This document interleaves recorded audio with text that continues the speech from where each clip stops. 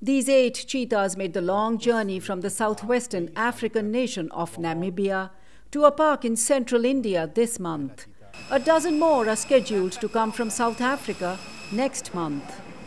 The ambitious transcontinental project aims to restore the world's fastest-moving land animal in India, where it became extinct 7 decades ago. The challenges are immense.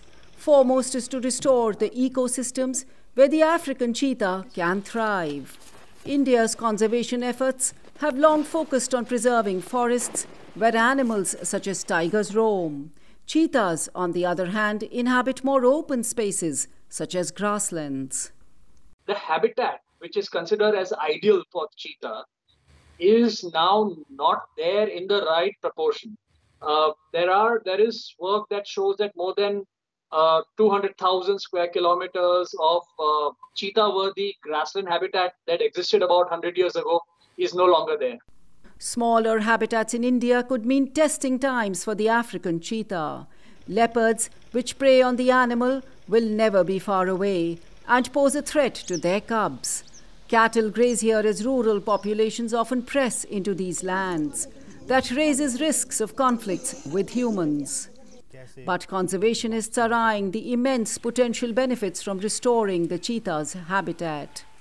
In my mind, cheetahs could be those ambassadors who can help us bring back our lost grasslands, because we have disowned our grasslands for many decades and centuries actually.